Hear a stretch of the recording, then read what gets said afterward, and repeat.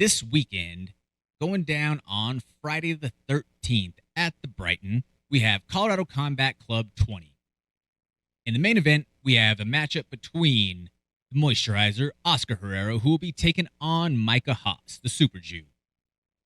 This is an exciting matchup in the flyweight division. A couple of guys who have a diverse skill set, who are well-rounded, who have a tremendous amount of experience underneath their belts as well, coming from two of the premier camps here in the Denver area. We have Oscar coming out of Factory X. We have Micah coming out of Genesis Training Academy. I expect to see this bit of a gutsy back and forth matchup there. You have someone like Micah, who is a dog who is going to push forward regardless of what the situation is. And then you have a super technical fighter in Oscar Herrera.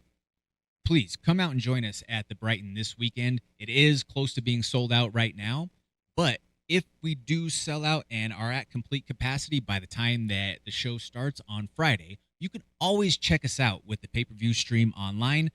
I'll be calling the show, as well as UFC middleweights, the Big Yins, Josh Fremd, and Cody Brundage. In the co-main event, there's also a professional flyweight matchup that is showcasing Alex Rego taking on Slaughterhouse Jay Ponder.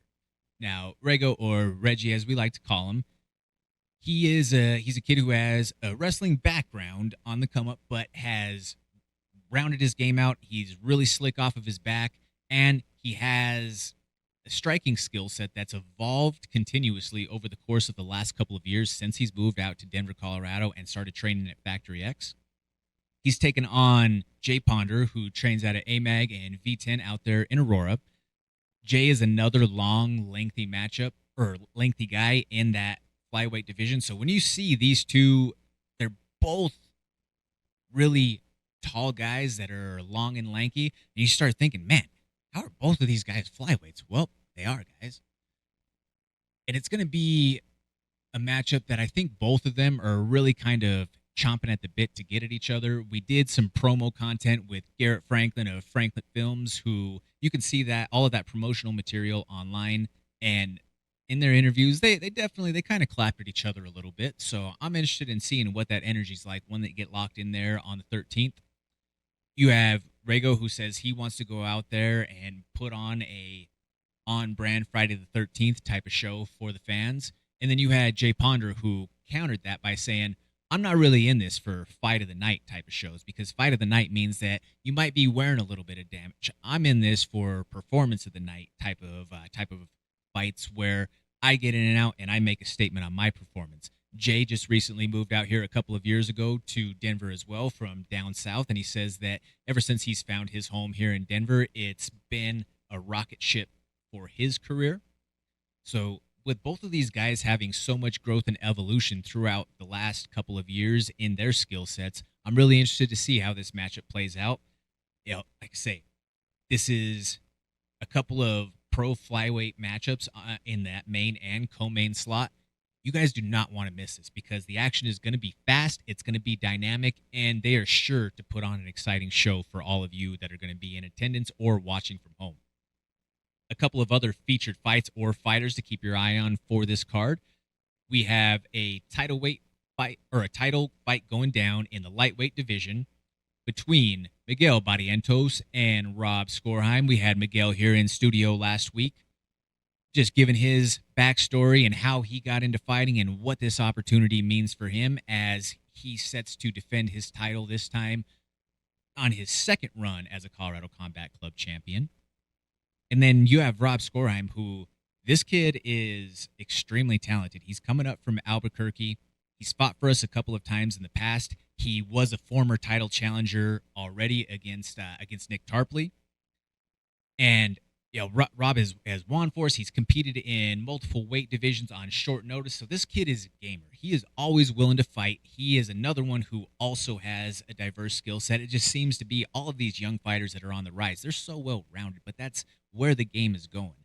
It's no longer really the days of someone who was a specialist in just one realm and then going out there and fighting, trying to mix it up that way.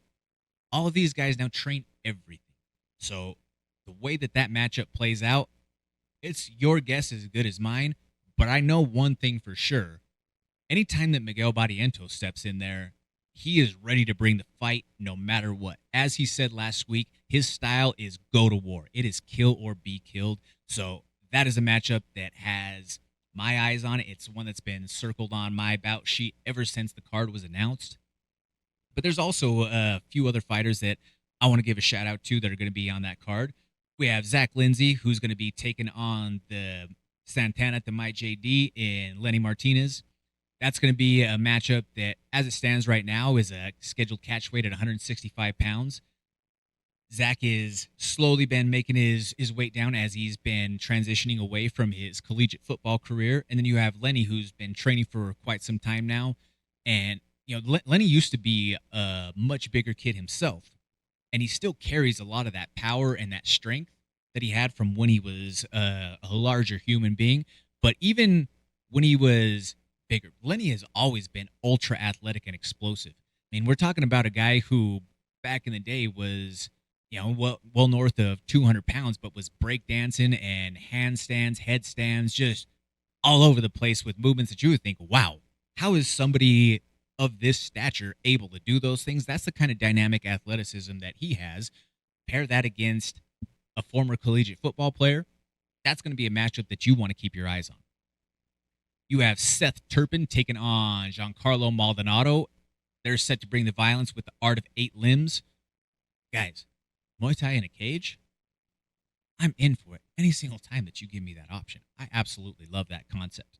Thank you so much for watching. Please hit that like, share, and subscribe button. That helps us continue to produce this original MMA content and bring it for you every single week. Tune in to the MMA Plug presented by Fan Cave on 98.1 FM, Mile High Sports Radio.